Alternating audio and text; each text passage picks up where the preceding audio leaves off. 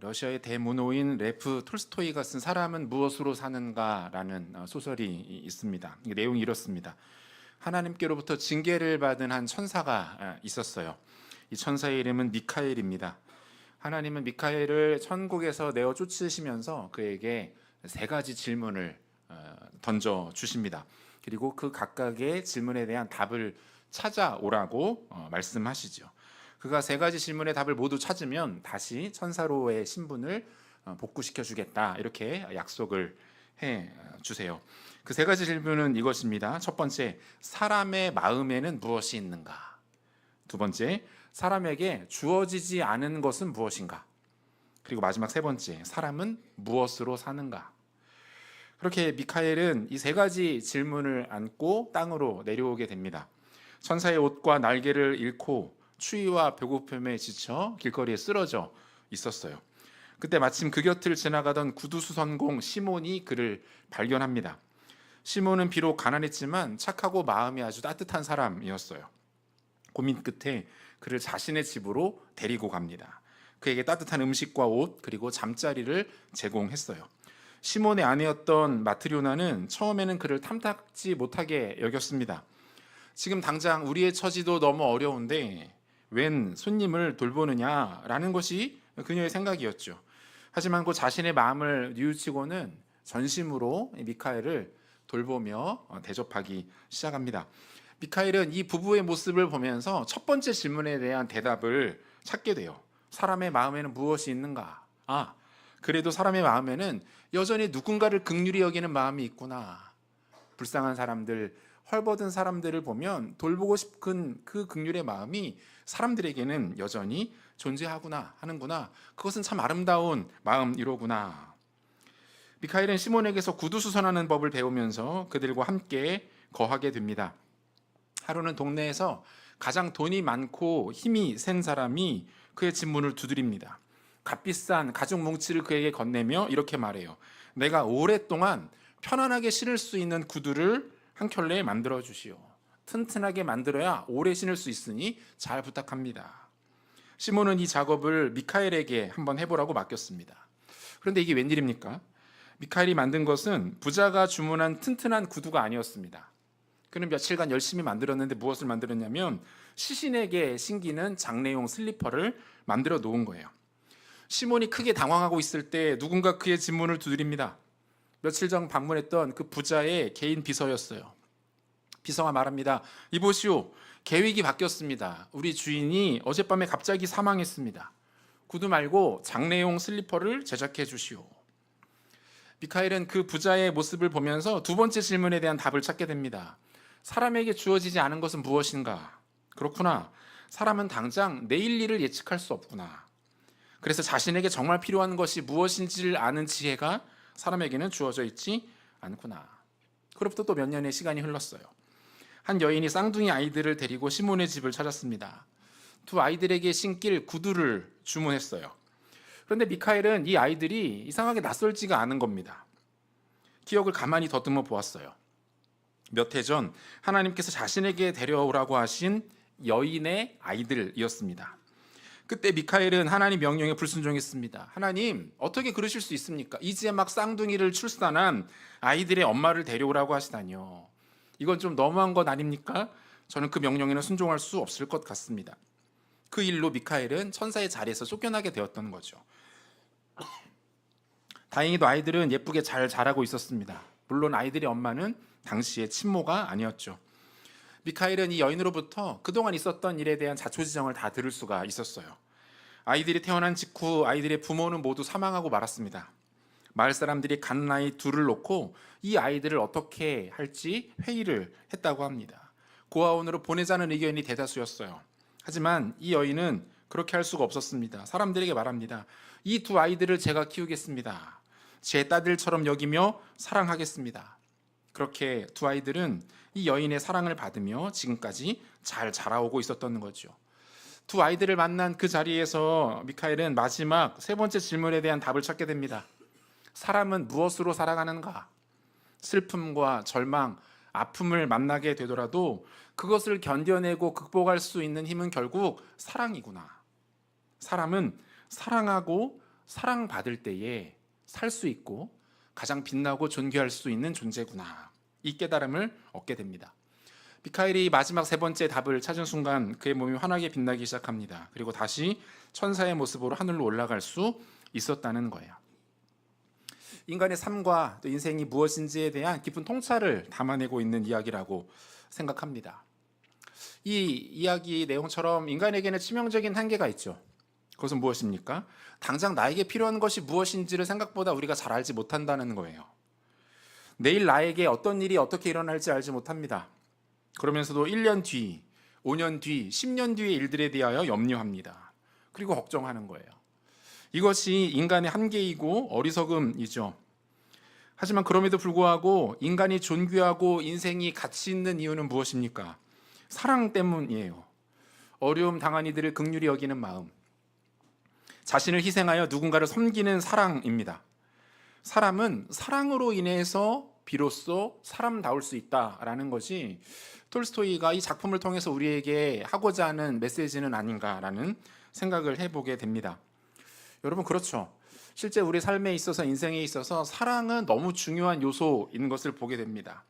실제로 우리는 삶의 모든 가치와 의미를 이 사랑에서 찾아요. 아이들은 부모의 사랑을 받고 자랍니다. 친구들과 우정이라는 이름의 사랑을 나누고요. 그렇게 장성하여 성인이 된 이후에는 이성적인 사랑에 이끌려 배우자를 만나 가정을 이루게 되죠. 그리고 그 가정을 통해서 또 다른 종류의 사랑을 통해 삶과 인생의 무르익음을 경험하게 되는 것이 한 사람이 누리는 이 땅에서의 삶이라고 말할 수 있습니다. 사랑받음으로 시작하여 사랑을 주고 사랑의 결실과 열매를 맺는 것이 우리네 인생이라고 말할 수가 있겠죠. 그런데 여러분, 이러한 사랑이 우리에게 늘 만족과 기쁨과 풍요로움을 주고 있습니까? 항상 원하는 만큼 사랑을 받고 아낌없이 사랑을 주며 그 사랑의 결실과 열매를 우리는 아름답게 누리고 있나요? 이것은 또 다른 문제인 것 같아요. 결론부터 말씀을 드리면 우리 모두의 인생에는 사랑의 역설, 사랑의 모순이라는 것이 반드시 존재한다는 거예요. 이게 무슨 말입니까? 사랑받고 싶은데 충분히 사랑받는 것이 생각보다 어렵습니다. 누군가를 마음껏 사랑하고 싶은데 그것이 생각보다 마음처럼 잘 되지 않는다는 거예요. 오히려 가장 많은 사랑이 오가야 하는 가정에서 많은 사람들이 가장 큰 상처를 받게 되기도 합니다.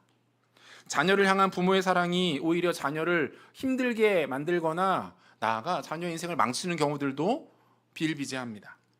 서로 사랑의 언어와 표현 방식이 달라서 상하고 갈등하며 부딪히고 깨지는 부부관계가 얼마나 많은지 몰라요. 사실 알고 보면 사랑받기 위해서 하는 것이고 사랑하기 위해서 하는 행동들인데 그것이 결국 상대방에게 더 큰 상처와 아픔을 주는 것이 우리의 인생의 실제 모습인 거죠. 주제를 좀 더 확장시켜 볼까요? 실제로 우리 인생에는 다양한 모순들이 존재하죠. 조금 전 말씀드렸던 사랑의 모순이 대표적이고요. 행복에 대해서도 우리는 늘 모순에 휩싸여 있습니다. 그토록 행복하기 원하지만 행복을 소유하고 누리는 것이 대단히 어려운 일이라는 것을 우리는 너무 경험합니다. 이상하죠? 다른 사람의 행복은 그토록 쉬워 보이고 가까이 있어 보이고 커 보이는데 정작 나의 행복은 너무 멉니다. 그것을 찾아가기가 너무 힘든 거예요. 그것을 나의 것으로 잠시라도 소유하고 누리는 것이 쉽지가 않은 거예요. 근심과 걱정, 염려를 떨쳐내는 것이 쉽지 않고요. 늘 마음 한켠이 텅 비어 있는 것 같은 공허함을 느끼며 살아갈 때가 정말 많이 있습니다. 얼마 전 가수 이효리 씨가 한 토크쇼에 나와서 하는 이야기를 들은 적이 있는데요. 젊었을 때 아주 큰 성공을 거두었던 그런 대표적인 연예인 아닙니까? 부와 인기, 명예, 모든 것을 손에 넣었던 사람이죠. 자기 소신과 주장도 확실해서 소위 말하는 개념 연예인이라고 많은 대중들에게 칭찬도 받았던 그런 사람입니다. 저는 이분은 이런 생각 안 하는 줄 알았어요. 근데 이런 이야기를 하더라고요. 제가 돈도 많이 벌어보고 인기도 많이 얻었지만 이상하게 마음의 공허함이 채워지지 않아요. 요가도 해보고 제주도에 살면서 일주일에 5일씩 봉사도 해봤는데 아직 모르겠어요. 나를 진짜로 채워질 무언가는 따로 있는 것 같아요. 제가 이분의 이야기를 이렇게 방송으로 보면서 이효리 씨가 자신의 삶에 대해서 정말 진지하구나. 단순히 즐기고 흥청망청 살아가는 게 아니라 자신의 인생에 대해서 정말 진지하게 통찰하고 있구나라는 생각을 했던 것 같고, 또 하나, 그 고민이 좋은 결론으로 맺어졌으면 좋겠다 이런 생각을 잠시 했습니다. 여기서 말하는 좋은 결론은 예수님 안에서 그 답을 찾게 되는 것을 의미해요. 여러분, 이게 우리의 현실이죠. 저를 비롯한 우리 모두가 마주하고 있는 인생의 피할 수 없는 현실 아닙니까? 풀어내기 어려운 난제이기도 해요. 왜 우리에게는 진정한 행복이 없습니까? 진짜 만족과 평안은 어디 있습니까? 왜 가슴 한켠이 텅 비어 있는 것 같은 공허감을 감출 길이 없는 걸까요? 사실 이 고민은요, 오래전부터 많은 사람들이 가지고 있었던 것이기도 합니다. 프랑스의 작가였던 장폴 사르트르라는 사람이 있어요. 이런 말을 합니다. 인간은 그 자체로 텅 빈 존재이며 스스로를 채워나가야 하는 저주를 받았다. 일본의 베스트셀러 작가인 무라카미 하루키도 비슷한 말을 했어요. 내 마음속에는 깊은 우물 같은 구멍이 파여 있다. 우리에게도 조금 익숙한 짐 캐리라는 미국의 헐리우드 배우가 있습니다. 이 사람이 오랜 기간 동안 아주 심각한 우울증을 겪었다고 해요. 그리고 최근에서야 간신히 좀 회복을 한 것 같은데, 그가 우울증을 극복한 후에 한 인터뷰에서 이런 말을 해요.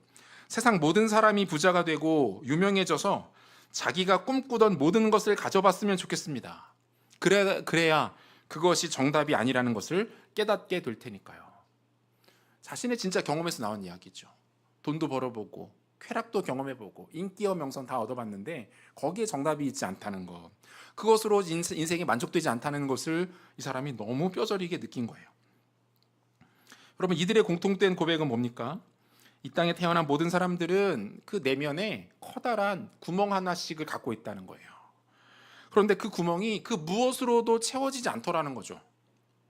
해결되지 않는 갈증을 가지고 이 땅을 살아가는 것이 우리들의 진짜 모습입니다. 여러분, 성경에도 동일한 고민을 했던 한 사람의 이야기가 나와요.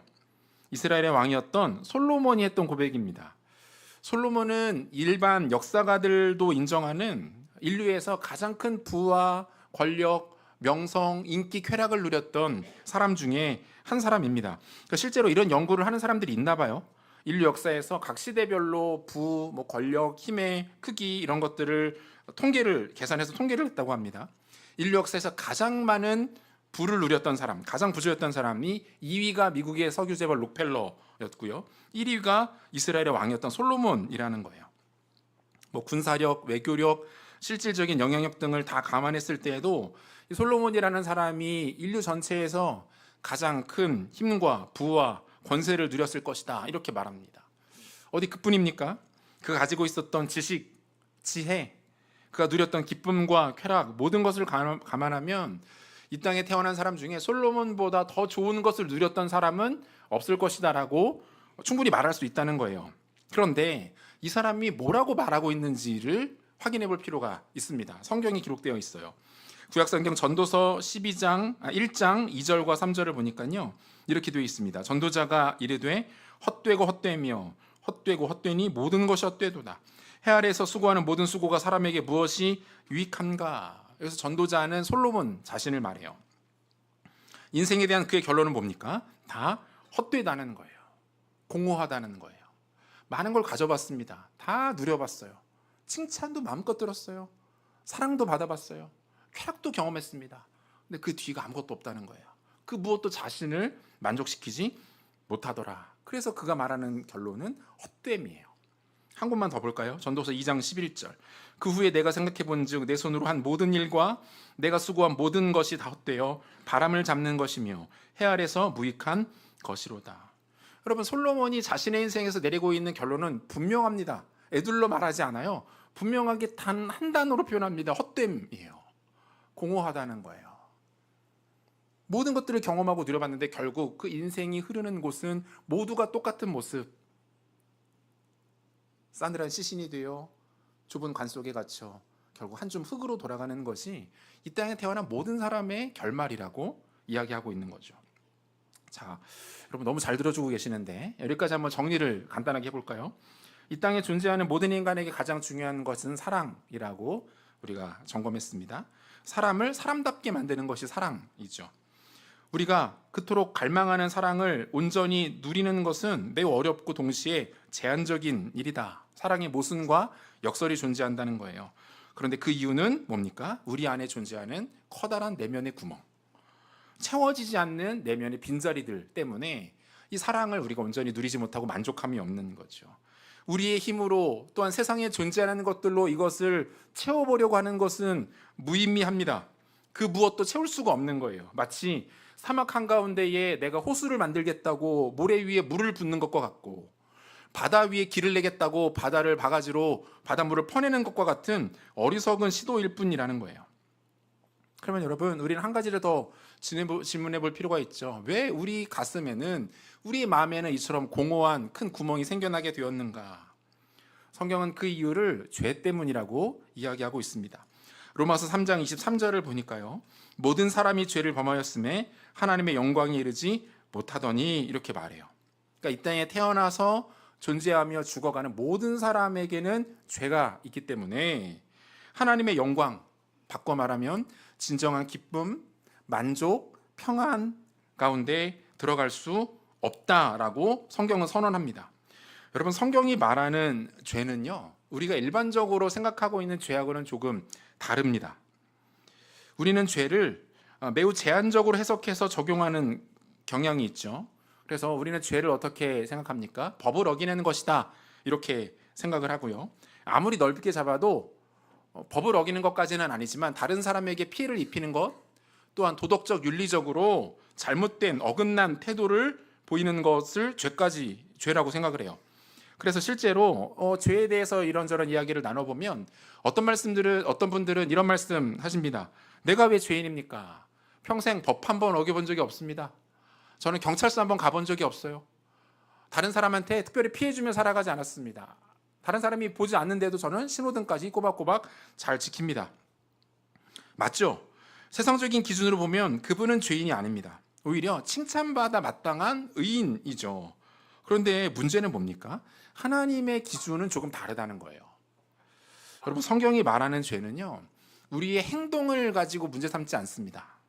가장 먼저는 하나님을 인정하지 않는 것이 곧 죄라고 우리에게 이야기해요.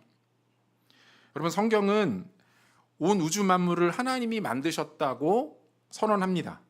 인간, 우리들 또한 하나님의 형상대로 지음을 받은 그분의 소유이다, 이렇게 이야기해요. 그런데 어떻습니까? 많은 사람들이 이 사실을 인정하지 않죠. 이 세상은 우주의 거대한 폭발의 결과라고 믿습니다. 인간은 약 38억 년 전부터 눈에 보이지 않는 미생물 또는 원시세포가 스스로 진화된 것의 결과라고 믿습니다. 지금 이 자리에서 우리가 이 내용을 따지지는 않겠지만, 만약에 하나님이 정말 계시다면 확률은 2분의 1이에요. 그들이 주장하는 바가 맞거나 아니면 성경이 말하는 바가 맞거나, 하나님이 계시거나 계시지 않거나, 확률은 절반이죠. 근데 만약에 그 높은 확률로 하나님이 진짜 계시고 그분이 온 우주를 만드셨고 저 여러분들을 직접 지으셨다면, 그분을 인정하지 않는 것, 하나님은 없어, 하나님은 나를 지은 분이 아니야, 하나님이 내 인생을 어떻게 책임질 수 있겠어 라고 생각하는 것은 그분께 큰 죄가 되는 거죠. 그분을 무시하고 모독하는 것이 됩니다. 그래서 바울은 로마서 3장 10절부터 12절까지 이렇게 말하고 있어요. 기록된 바 의인은 없나니 하나도 없으며 깨닫는 자도 없고 하나님을 찾는 자도 없고 다 치우쳐 함께 무익하게 되고 선을 행하는 자는 없나니 하나도 없도다. 그러니까 인간이 죄 가운데 거하고 결국은 죽을 수밖에 없는 가장 첫 번째 이유를 뭐라고 이야기합니까? 하나님을 인정하지 않는 것이다, 이렇게 말하고 있는 거예요. 여러분, 성경의 기준은 분명합니다. 하나님을 인정하지 않고 그분을 찾지 않는 그 자체가 죄라는 거예요. 결정적으로 이 죄는 우리에게서 이렇게 얌전하게 물러나지 않습니다. 하나님을 인정하지 않는 인간은 하나님 대신에 하나님의 자리를 대체할 무언가를 끊임없이 찾아 헤매기 시작합니다. 그래서 인생이 피곤한 거예요. 하나님만이 채우실 수 있는 우리 마음에 커다란 구멍이 있는데, 그 구멍이 다른 것으로는 채워지지 않는데 그걸 채워보려고 끝도 없이 노력하고 애쓰며 수고합니다. 어떤 사람들은 종교로 그것을 채워보려고 해요. 어떤 사람들은 지식과 철학과 깨달음을 통해서 그 빈자리를 메꿔보려고 합니다. 또 어떤 사람들은 돈과 권력, 쾌락을 따라갑니다. 돈이 조금 더 많으면 그것이 채워질 거라고 생각하는 거예요. 지금보다 1, 2억이 더 있으면 내가 진짜 만족할 거라고 생각하는 거예요. 지금보다 내가 좀 더 높은 위치, 좋은 자리에 올라가면 이 공허함이 사라질 거라고 생각하는 거예요. 어떤 분은 선행이나 봉사로 그 마음의 불안함을 해결해 보려고 하는 분도 있습니다. 제가 아는 한 분은 거의 평생 가까이 봉사를 열심히 하신 분이 계세요. 그냥 여쭤봤어요. 아니 왜 이렇게 봉사를 열심히 하세요? 힘들지 않으세요? 그분에게서 들었던 대답이 저는 충격적이었어요. 이렇게 해야 제가 마음에 불편함이 없어요. 이렇게 해야 내 안에 있는 죄책감이 사라질 것 같아요. 이렇게라도 선행을 해야지 내가 용서받을 것 같아요. 죄송하지만 어렵습니다. 불가능해요. 여러분, 이 세상에 존재하는 것들을 통해서는요, 그리고 내 안에서 시작되어지는 그 무엇을 통해서는 우리의 죄와 그로 인한 공허함의 문제가 절대로 해결되지 않는다는 거예요. 사랑하는 여러분, 하나님의 방법은 단 한 가지입니다. 그분의 방법은 바로 예수님이에요. 하나님은 자신이 하나밖에 없는 아들 예수를 인간을 위해 내어주셨습니다. 저 높이 계신 하나님과 우리 인간 사이에 놓여져 있는 단 하나의 다리, 단 하나의 길은 예수님뿐입니다. 우리가 가지고 있는 많은 것을 가지고 하나님께 닿아보려고 뻗쳐보지만 안 돼요. 안 됩니다. 너무 짧아요. 너무 약해요. 너무 일시적이고 제한적인 거예요. 하나님이 내려주셔야 합니다. 하나님이 내려주셔야 그분과 우리 사이가 닿는 거예요. 그 단 하나의 다리와 단 하나의 길이 예수 그리스도이십니다. 요한복음 14장 6절에서 예수님은 자기 스스로를 가리켜서 이렇게 소개하세요. 우리 한 목소리로 같이 한번 읽어보면 좋겠는데요. 예수께서 이르시되 내가 곧 길이요 진리요 생명이니 나로 말미암지 않고는 아버지께로 올 자가 없느니라. 여러분, 예수님은 우리를 하나님께로, 바꿔 말하면 우리를 영원한 생명과 참된 만족으로 인도하시는 유일한 길이 되십니다. 우리가 여행이나 다른 생소한 곳에 가면 초행길을 가게 되죠. 초행길을 가더라도 요즘은 내비게이션만 잘 작동하면 불안하지 않습니다. 마음 가운데 부담이 없는 거예요. 어디로 어떻게 가면 그 다음 목적지가 나오고 이 지역은 어떻게 빠져나가면 되는지 내비게이션이 우리 가운데 잘 알려주면 두렵거나 당황스럽지 않죠. 여러분, 우리 인생도 마찬가지 아닙니까? 인생을 2번, 3번 살아가는 사람 없잖아요. 모두에게 인생은 초행길입니다. 연세가 90이 넘으신 어르신에게도 그 하루하루는 처음 만나는 하루예요. 갓난 아이에게도 그 하루는 그에게 처음입니다. 모든 사람에게 인생은 초행길이죠. 초행길에는 반드시 안내자가 필요합니다. 이 길의 끝은 어디로 가는지, 이 길 끝에는 무엇이 있는지, 이 인생을 헤매다가 엉뚱한 곳으로 가지 않기 위해서는 무엇을 따라가야 하는지, 예수님이 우리 인생의 진정한 길과 안내자가 되어주신다고 말씀하고 있는 거예요. 속도보다 중요한 것이 방향이다, 이런 말도 있죠. 단 한 번뿐인 우리 인생에서 가장 중요한 거 뭘까요? 바른 인생의 목적지로 가는 것 아닙니까? 우리 모두가 이 땅을 살아가고 언젠가 죽어 우리의 이 땅의 인생이 끝나게 될 텐데, 그때에 우리의 영혼이 엉뚱한 곳에 가 있는 당황스러운 일이 일어나서는 안 되겠죠. 이 모든 것을 책임지실 수 있는 분, 예수님이라고 우리에게 말씀하고 있는 겁니다.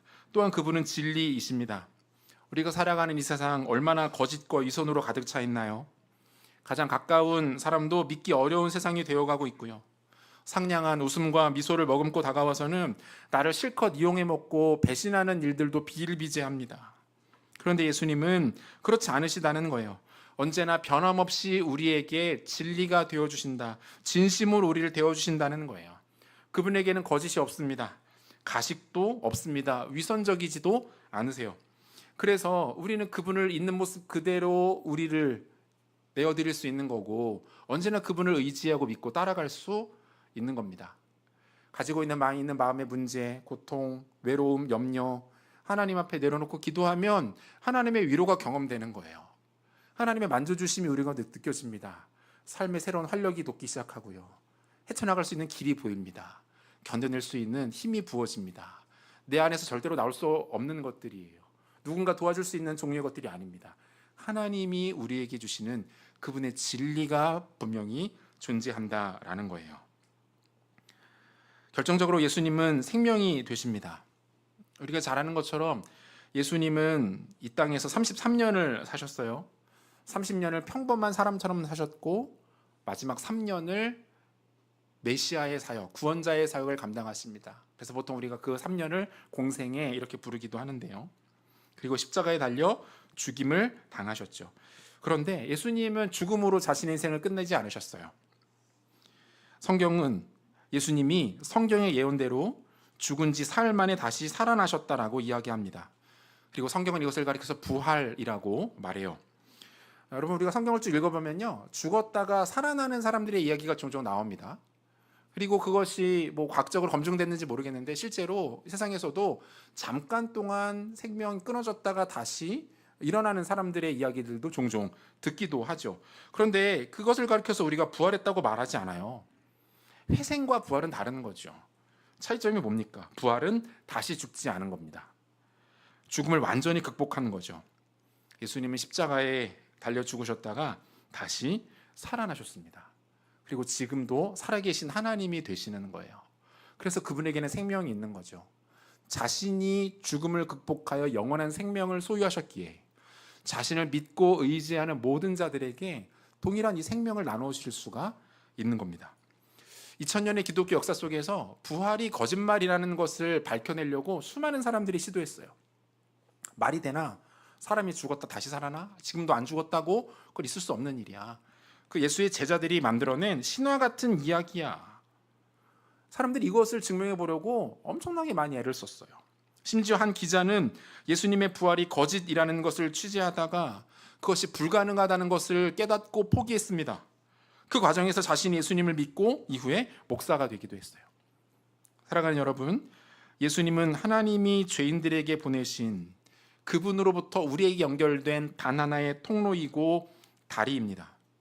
그분은 죽지 않으셨고 지금도 살아계시는 하나님이시죠. 그리고 살아계신 예수님은 그분을 믿고 받아들이는 모든 자들에게 진정한 길과 진리와 생명이 되어 주십니다. 삶의 진리를 우리에게 깨닫게 해주시고 영원한 생명을 약속해 주시는 거예요. 한 번뿐인 우리 인생에서 가장 지혜로운 선택은 예수님을 만나는 겁니다. 그분을 내 인생의 주인으로 모셔드리는 거예요. 그분이 나에게 진정한 만족과 평안을 주실 수 있는 분이시라고 담대하게 당당하게 외치고 계시기 때문에 누구든 예수를 믿는 자들은 멸망하지 않고 영원한 생명 구원 하나님 나라에 들어가는 기쁨과 영광을 얻게 될 것이라고 우리 가운데 말씀하고 계시기 때문에 그분을 믿고 우리의 삶을 그분께 내어 맡기는 모습들이 지혜로운 반응이라는 거예요. 여러분, 특별히 여기에는 단 하나의 조건이 있는데요. 그것은 무엇입니까? 여러분들이 마음을 열고 예수님을 나의 구주와 주인으로 영접하는 겁니다. 나도 그 예수님 한번 만나고 싶습니다. 나도 그 예수님이 주시는 진정한 평안과 기쁨이 무엇인지 경험해 보기를 원합니다. 나도 이 땅에서의 죽음이 내 인생 끝이 아니라 영원한 하나님의 나라 천국이 있음을 믿고 그곳으로 나 또한 가기를 원합니다. 이 마음을 가지고 우리의 마음을 여는 거죠. 그러면 하나님이 우리를 자신의 자녀로 맞이해 주시겠다라고 약속하세요. 요한복음 1장 12절 말씀인데요. 우리 한 목소리로 같이 한번 읽고 말씀을 좀 마무리하면 좋겠습니다. 같이 읽겠습니다. 영접하는 자, 곧 그 이름을 믿는 자들에게는 하나님의 자녀가 되는 권세를 주셨으니. 우리 기존에 우리 성도님들도 마찬가지고요. 오늘 지인의 초청을 받아서 이 자리에 오랜만에 오신 또 처음 오신 저희들은 여러분들 VIP 아주 중요한 분들이라고 부르고 있는데요. VIP들께서도 마찬가지입니다. 우리 인생 자체에 대해서 이렇게 진지하게 돌아보고 생각해보고 고민해볼 수 있는 일들이 생각보다 많지 않아요. 그리고 오늘이 여러분들에게는 그 날이 되었으면 좋겠습니다. 인생의 진정한 의미가 어디에 있는지, 나의 그 공허함을 채워줄 수 있는 힘은 무엇인지, 죽음을 이겨내는 영원한 생명은 과연 무엇으로 가능한지 깨닫고 고민하는 은혜가 있으시기를 소원합니다. 말씀 마무리하려고 하는데요. 폴 칼라니티라는 사람이 쓴 숨결이 바람들 때라는 책이 있습니다. 몇 년 전에 이 책을 읽고 참 많이 감동을 받고 이 말씀을 준비하다가 다시 책을 좀 꺼내서 쭉 봤어요. 스탠퍼드 대학교 의과대학 레지던트였고 장래가 촉망되던 신경외과 의사였습니다. 많은 사람들이 이 사람을 가리켜서 세계 의학계를 이끌 영재다, 대단한 의사가 될 것이다 라고 입을 모아 칭찬했어요. 하루는 진료를 보는데 극심한 허리 통증이 느껴집니다. 잠시 시간을 내어서 병원에 가서 엑스레이를 찍게 되었어요. 믿을 수 없는 자신의 엑스레이 사진을 목격하게 됩니다. 이미 온몸에 암이 다 퍼져 있는 상태였고 폐암 4기 판정을 받게 됩니다. 그토록 설레는 보였던 그의 미래는 송두리째 날아가 버렸습니다. 이제 하루하루 죽음을 준비해야 하는 상황에 놓이게 된 거예요. 그리고 안타깝게도 이미 그의 아내의 뱃속에는 아이가 생명이 자라나고 있었어요. 죽음을 눈앞에 둔 36의 젊은 의사는 이때부터 자신의 하루하루의 삶을 꼼꼼하게 기록하기 시작합니다. 죽기 직전까지 의미 있는 삶을, 가치 있는 삶을 살아낼 것을 스스로에게 다짐하고 뱃속에 있는 딸 아이를 위하여 자신의 남은 삶을 살아내기 시작합니다. 진통제를 한 움큼 삼키고 통증과 싸우면서 환자들을 돌보고 그들을 수술하여 생명을 살려냈습니다. 사랑하는 사람 아이 아내에게서 딸이 나오게 됐고 그는 딸에게 다음과 같은 글을 남깁니다. 사랑하는 딸아, 내가 어떤 존재로 살아왔든지 세상에 어떤 의미가 있는 일을 했든지 설명해야 하는 순간이 오게 된다면 네가 죽어가는 아빠의 하루하루를 충만한 기쁨으로 채워줬음을 잊지 않았으면 좋겠구나. 그런 기쁨은 아빠가 평생 느껴보지 못한 것이었고 그 기쁨으로 인해 아빠는 더 많은 것을 바라지 않고 만족하며 편히 쉴 수 있게 되었단다. 그는 자신이 얼마 남지 않은 삶을, 죽음으로 어두워져 가고 있는 자신의 삶을 가치 있는 것으로 바꾸기 위해 몸부림칩니다. 누구를 위해서요? 사랑하는 딸을 위해서. 딸에게 아버지가 죽음을 향했던 마지막 하루하루까지가 소중했고 존귀했고 영광스러웠음을 보여주고자 했던 거죠. 제가 이 책을 읽으면서 그런 생각해봤어요. 죽어가면서까지 자신을 위해 의미 있고 가치 있는 삶을 포기하지 않았던 아버지의 마음과 그 인생의 흔적들이 담겨있는 이 글을 이 딸이 읽게 되었을 때 그 느낌이 어땠을까? 아버지가 자신의 온몸에 퍼져 있는 암세포와 싸우면서 그 죽음의 고통과 두려움을 마주하면서까지 자신의 삶을 의미 있는 것으로 만들어 나에게 주려 했던 그 아버지의 마음을 이 딸이 알았을 때 딸이 자신의 인생을 하찮은 것으로 여길 수 있었을까요? 자신의 하루하루를 낭비하며 쓸모없는 것에 허비하며 살아갈 수 있었을까요? 자신이 헛된 존재이고 무의미한 인생이라는 자괴감에 빠져 살아갈 수 있었을까요? 아니요, 그렇지 않을 겁니다. 우리도 마찬가지예요. 우리의 인생이 비참하고 소중하지 않다고 여겨진다면 우리 인생 가운데 그 정도의 대가를 아직 찾지 못했기 때문입니다. 예수님을 모셔드리십시오. 예수님을 나의 구주로 영접하십시오. 하나님의 아들이 자신의 목숨을 던지실 정도로 우리를 사랑하신 그 일들을 나의 사건으로 받아들이시기를 바랍니다. 예수님을 만나면 인생은 존귀해지는 거예요. 예수님이 내 삶 가운데 찾아오시면 그보다 가치 있고 영광스러운 인생은 없습니다. 비어있던 우리 내면이 가득 차게 될 것이고 공허했던 우리 마음 가운데 진정한 기쁨과 만족과 평안함이 차오르게 될 것입니다.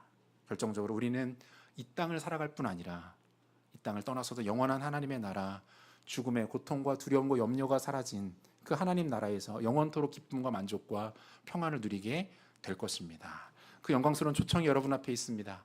마음을 여시고 그 예수님을 영접하시고 진정한 기쁨과 만족 가운데 기꺼이 걸어가시는 지혜로운 여러분들 되시기를 우리 구주 예수 그리스도 이름으로 축원합니다. 우리 시간 같이 한번 기도하기를